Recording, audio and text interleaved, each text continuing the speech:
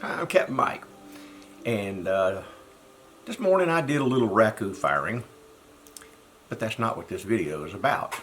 However, I do have a video coming on what we're going to do about these nasty white insides when you raku fire. Hang around for that. It'll be here hopefully before Christmas. So, since we're not going to be talking about raku, we're going to talk about a few more microwave kiln tricks that I've come up with. You might call them tips and tricks or whatever. But anyway, I was fooling around with my microwave the other day, and my microwave kiln, excuse me, and I come up with a couple of useful tips that I thought maybe I'd try so you wouldn't have to. The first one that we're going to discuss, and I'm sure it has occurred to some of you all, is that if your microwave is big enough, can you put two kilns in it and will it work? So here's what I done.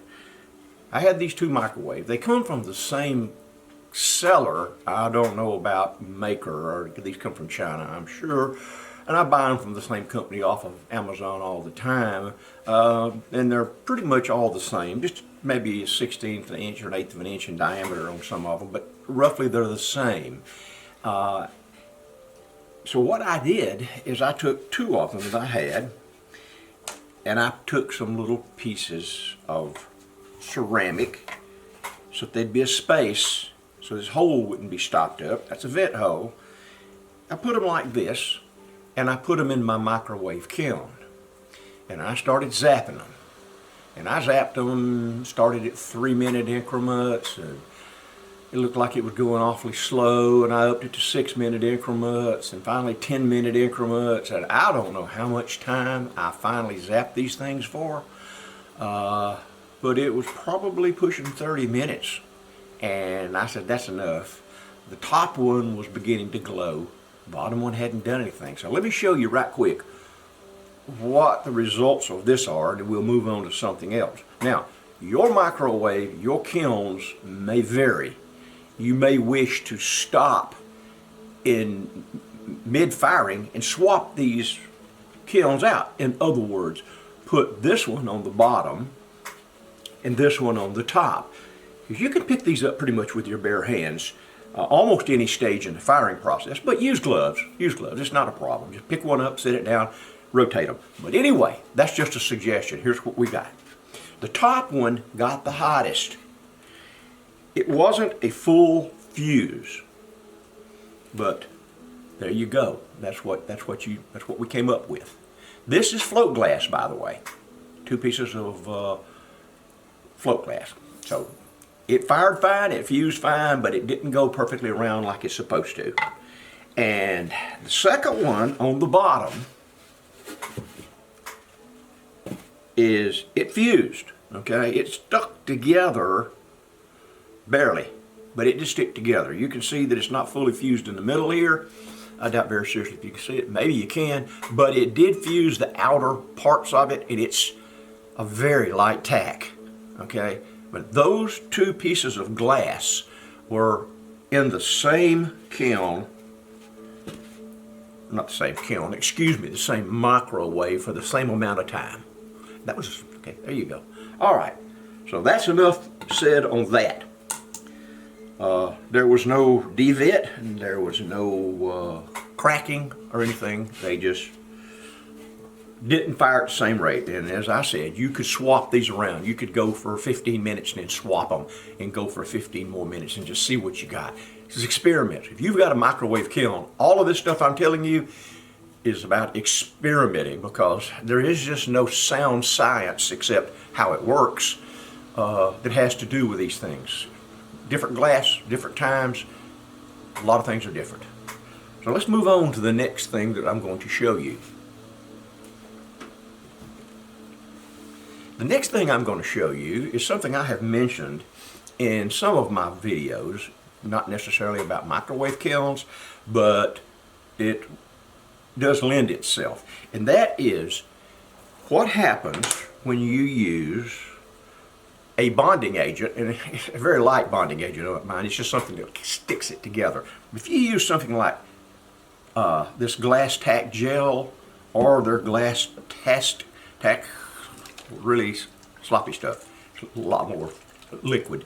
Okay, what happens when you use that? What is the odds that it doesn't burn off clean? If you use it between some glass, say clear, or you put a piece of clear on a piece of colored glass, which we all do when we make pendants, because that's the way to do it. And what happens? Is there a possibility that we're going to get some burn in the middle? Well, the answer to that is basically no. Now, here's a piece that I did using 2 pieces of float glass, and I took and just liberally put some of this glass tech gel. I put enough in there that when I squeezed the glass together, it just skeeched out all around the edges. I mean, it was solid. Put it in the kiln and fired it. This is what I got. Perfectly clear. It affected nothing. And I use float glass for experiments because number 1, it's cheap. Number 2, if anything's going to go wrong, it's going to go wrong with float glass. Okay? So that worked out perfect. No burn off, no nothing. It went everywhere, even in the middle. It's gone.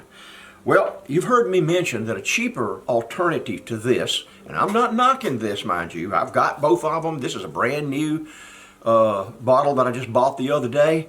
But an alternative is aloe. This happens to be sunburn relief stuff. You can use pure aloe. I had to have this. It didn't cost me nothing. Some extra my wife had. So I have been experimenting with this. And I put it in one of these jars, and you can see it. You have to shake it down if you want it to get down into the little squirt thing. But it's really thick, probably a little thicker than the glass tack. But it works. It holds things in place. And another thing you can do is you can add alcohol to the aloe, and you can thin it to whatever consistency you want to thin it to for whatever application. So you're asking yourself, well, Captain Mike, what happens? Does it burn off? I mean, it's not the same thing. I don't know what they got in this stuff, but it's not glass tack. So how does it work? Here's the answer. Perfect. I did the same thing with this one that I did with this one. Okay, and as you can see, perfectly clear. Nothing left in the middle. It all burned off. And there was a gracious plenty of aloe in the middle of this one. Okay, so yeah, that works. So if you want to use glass tack and use it liberally to keep frit in place, which I frequently do, then by all means do it. That's great. And you can experiment with some aloe and thin it with alcohol to get it where you want it. The alcohol will evaporate out. Now, one more thing I'm going to mention about this, the differences in these before I quit on this subject, is the one thing glass tack does is it will set up just a tad. You still make the stuff come loose, but it does dry out. The aloe does not.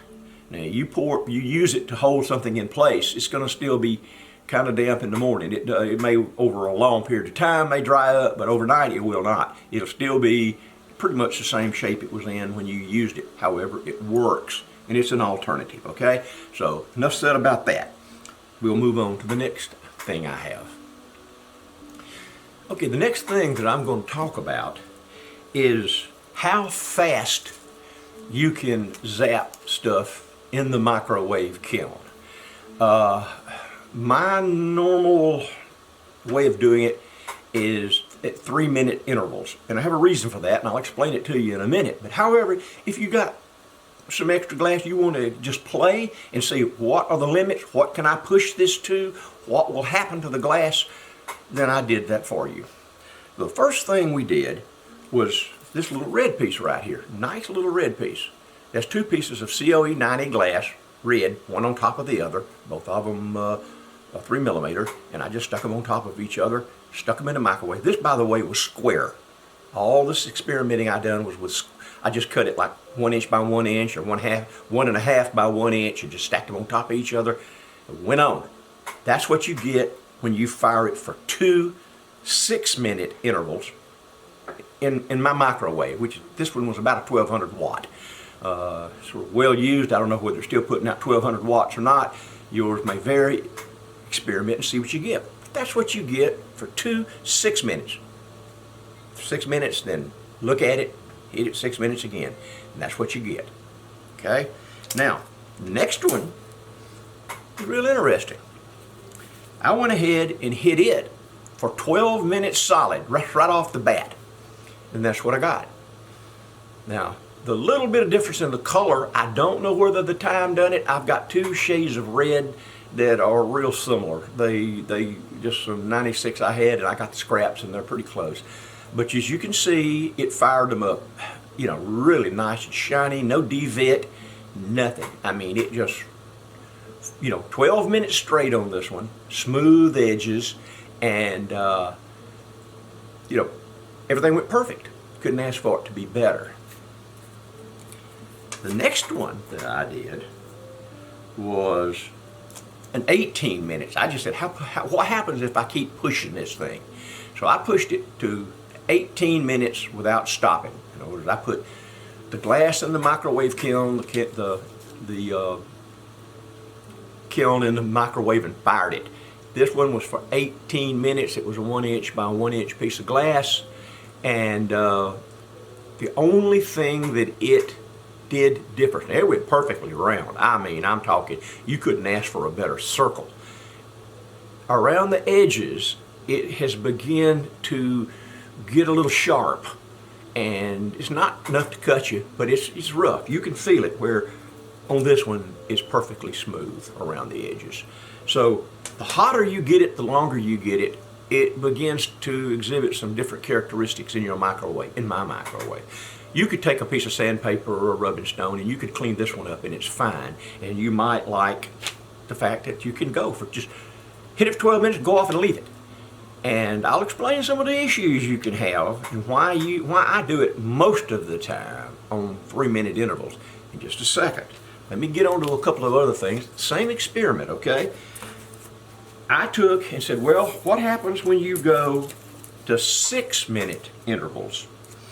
And I found out that just one 6-minute interval on this, see the 2 pieces of red that looks just like this, they didn't even tack together.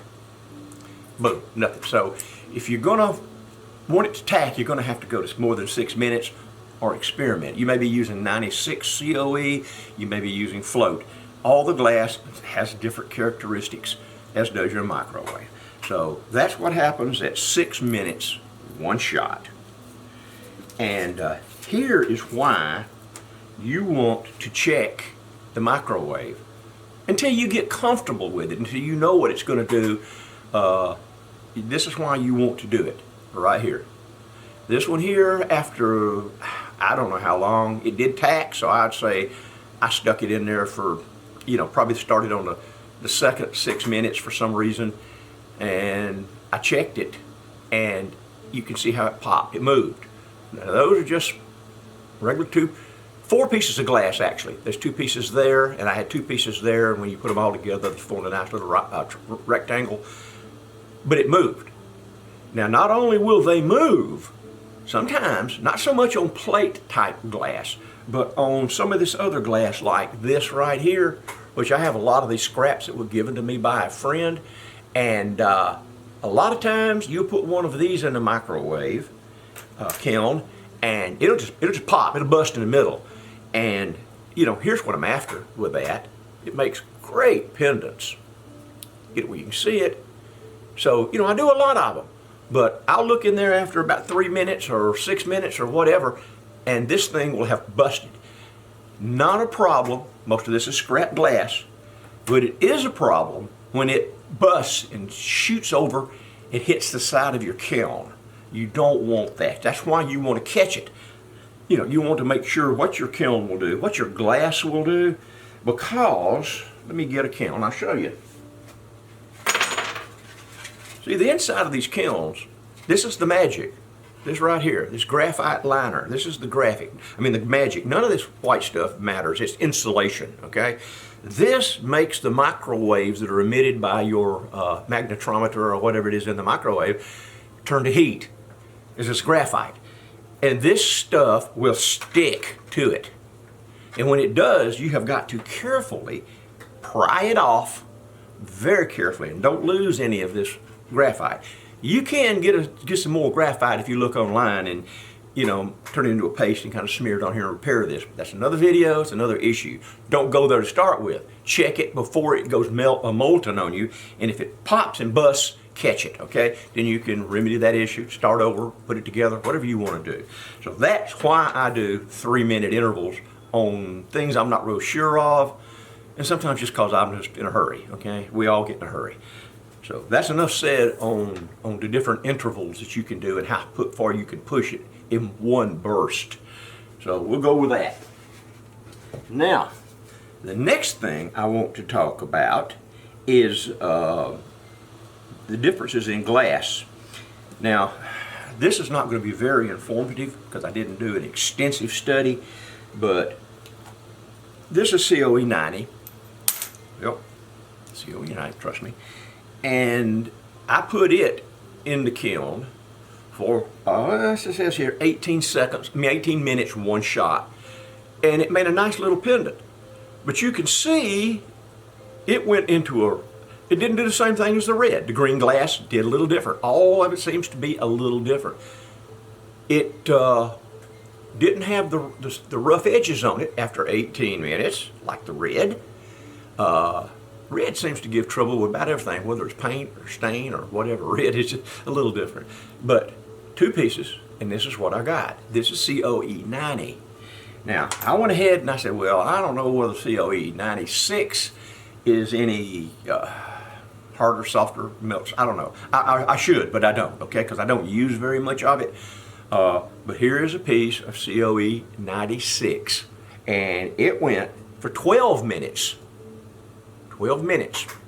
And it almost went to a circle. You can see it's pretty started off.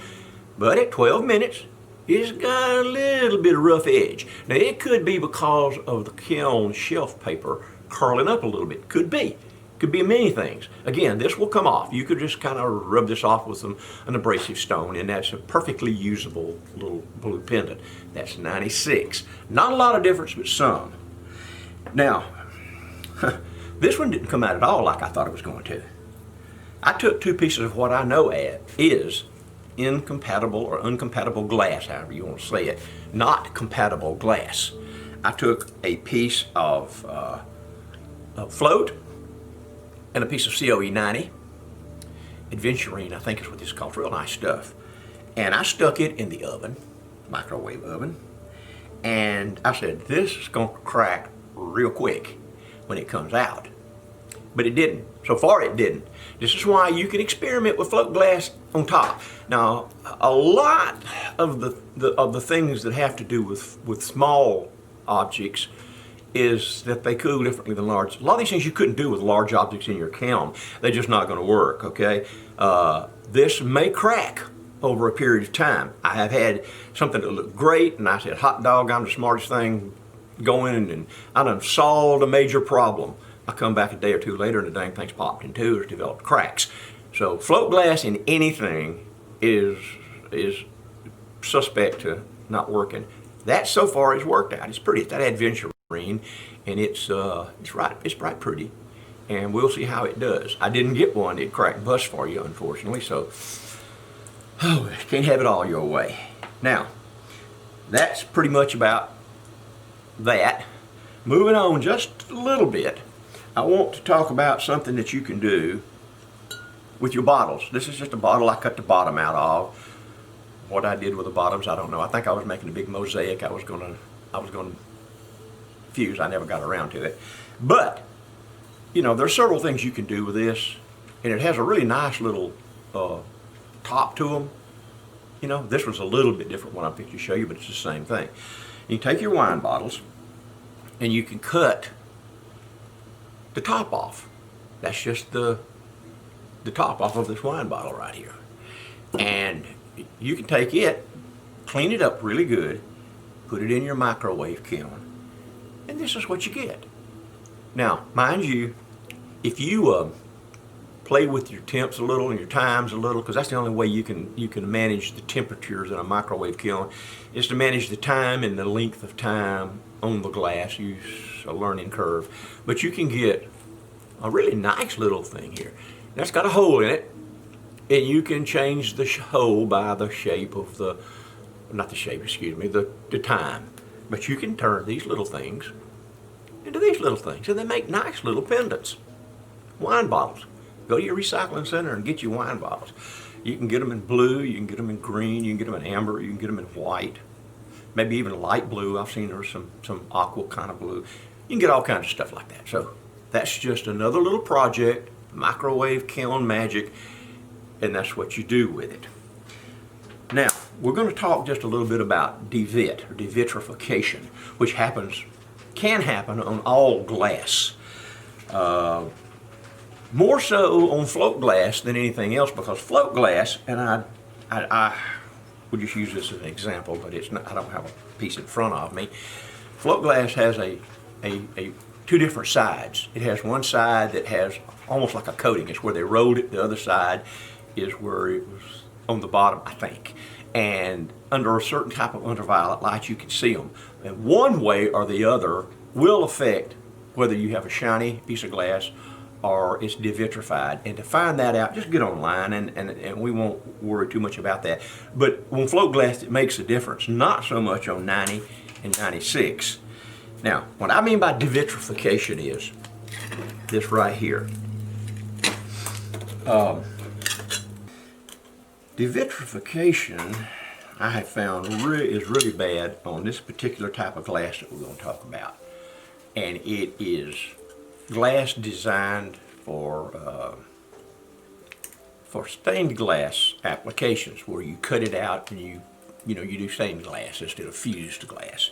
And it works great. You can pick this up at Hobby Lobby cheaper than any other glass. Comes in these 12-inch squares. I guess it's 12, it might be a little bigger than that, but it's real cheap. And you got some great colors, especially pink, which is super expensive in fusing glass.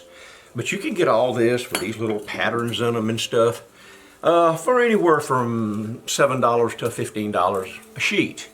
And if you get your 40% off or whatever it is coupon, then it's even cheaper, because you get to buy one thing in Hobby Lobby every day for that off. So take somebody with you, buy 2 sheets, it's great. But it does not fuse well, even on itself.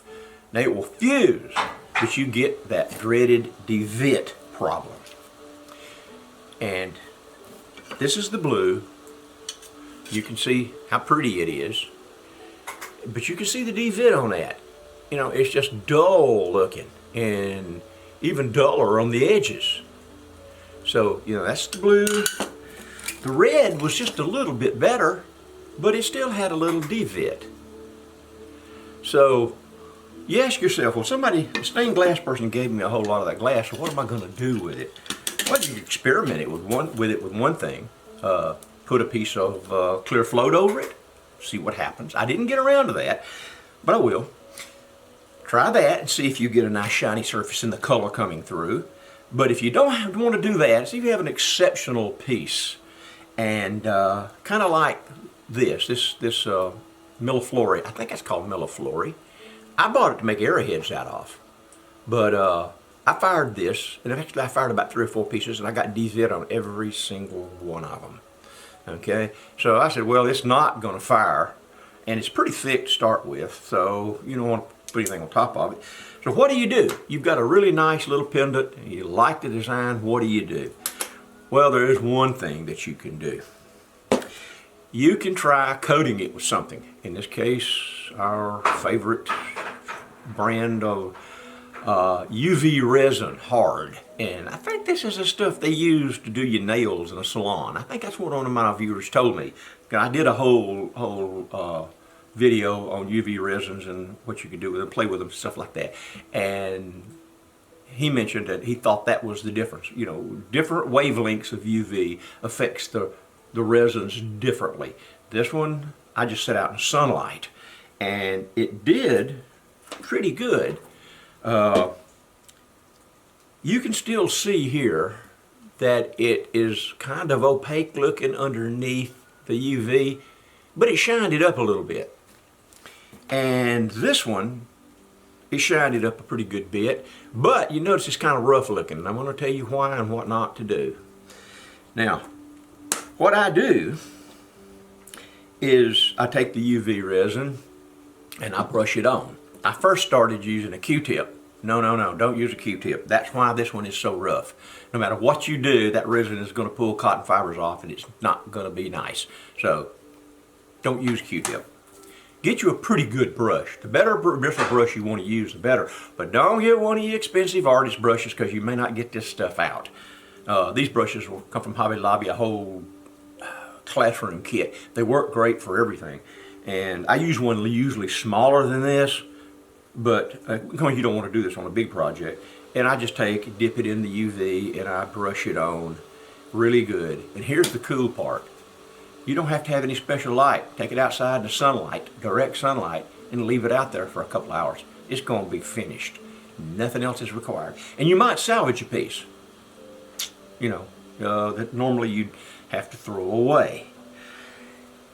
And I think that's just about it. I mean, I can't think of, I'm looking around. Oh, yeah, I do have one more thing too. Excuse me. Get all this stuff off. This is the ongoing project that I promised some of you that I would do. And I do from time to time. I try. And that is to use molds that I made out of ceramic and use them in the microwave kiln. I have never had a 100% success rate with doing this. I do not know why.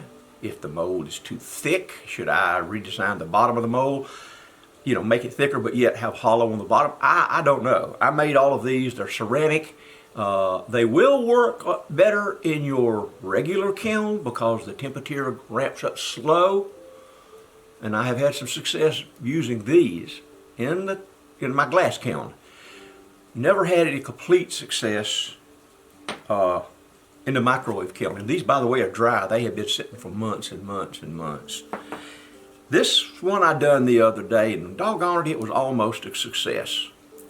The first time I fired this little turtle, it just balled up in the middle, right around his shell right there, and it totally melted. And so I took it back out and I added some frit, to his little legs and his head and his tail.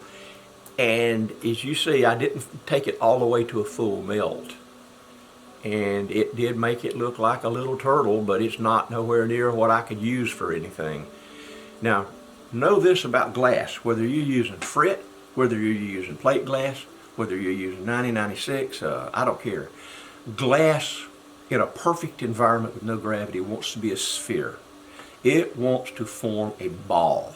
When it goes molten, it wants to form a ball. Gravity in our environment makes it want to be a circle, just like these. That's why they go from rectangular or square to round. It's trying to be a ball.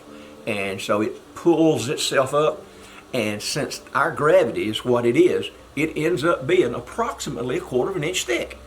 No matter how big a piece of glass you put in there, it's just going to eventually, if it's hot enough, it's going to spread out into a circle, and it's going to be, if you don't contain it, it's going to be 1/4 of an inch thick, more or less.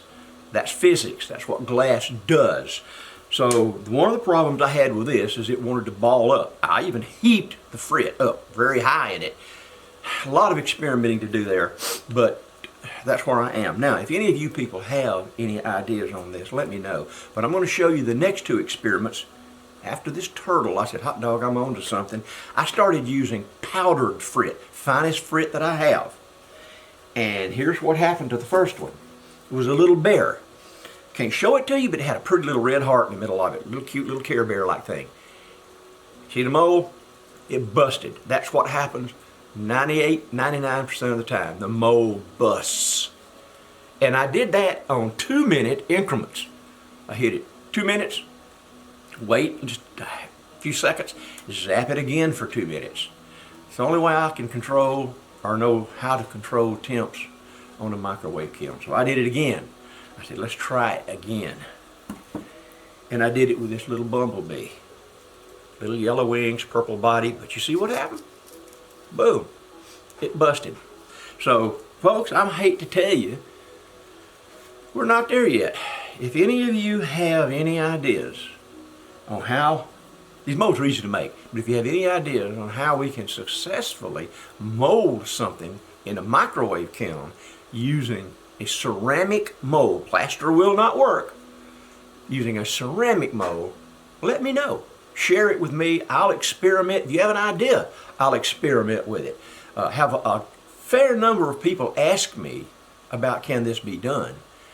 And maybe there's a commercial mold out there that will work. I don't have one. I make these. They work in the glass kiln. They do not work in the microwave kiln.